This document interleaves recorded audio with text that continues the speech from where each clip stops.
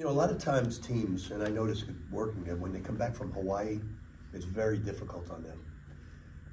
And practices have been very difficult with us because I don't think anybody, not too many teams have done what we did.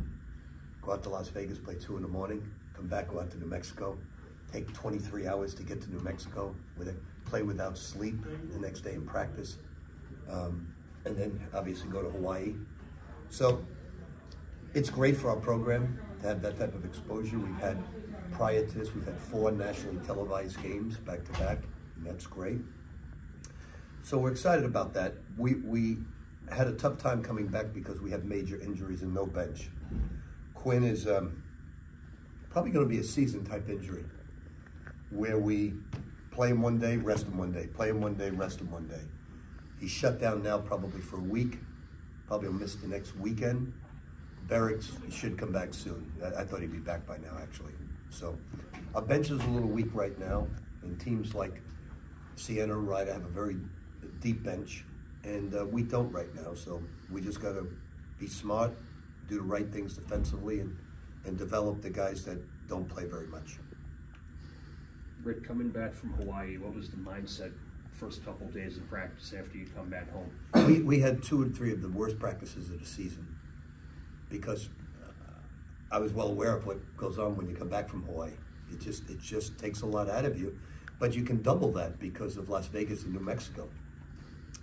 But we responded with a very good game, especially at the offensive end. We did a lot of really, really good things. Rick, how do you feel your team has stepped up in terms of, like you mentioned, the tough schedule, but also the injuries?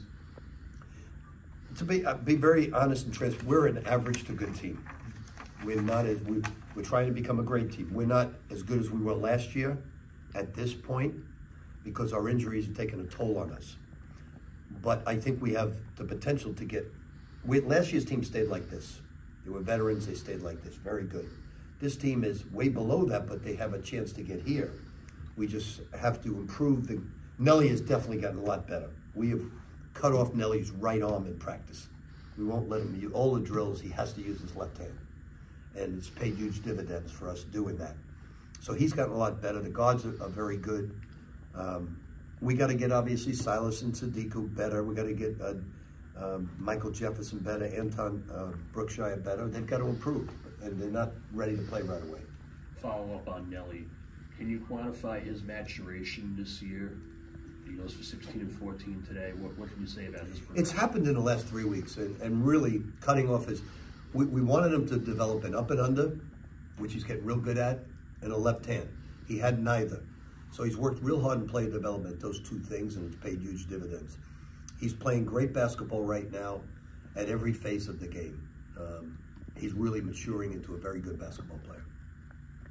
When you talk about Oz's weight and adding to it, what would that allow him to do? We can't do it. We can't do it. We've tried everything. But if you did, like, what is... It would just, he wouldn't get beat as much defensively. He'd be much stronger, wouldn't get pushed around.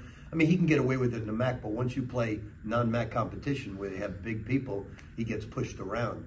But we've tried everything. We've failed miserably. It's the first time I've failed with weight, losing or gaining in my 45 years. First time.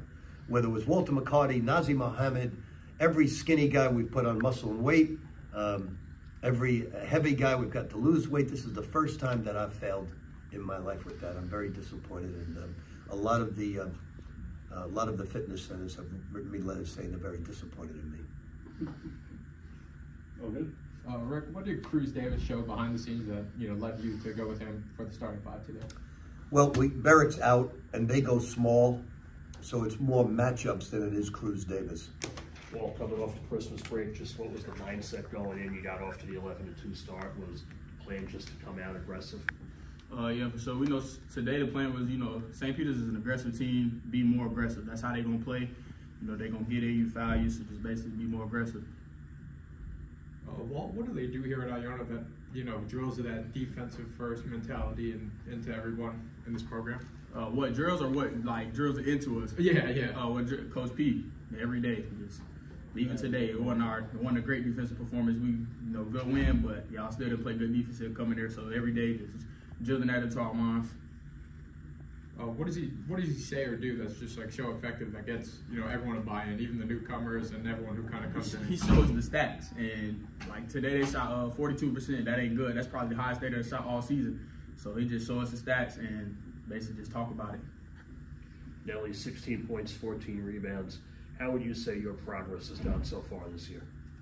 I would say it's the way I practice, because we practice hard all the time. So so I have to like play out all the time. So that's what I feel like here. Nelly, a lot of the points on that double-double came from the free throw line. Are you growing more comfortable there, and how do you feel kind of stepping up to the line? I feel like I'm still struggling to make my free throws, but I feel like I'm getting better too, like shooting free throws. So I feel like I'm getting this.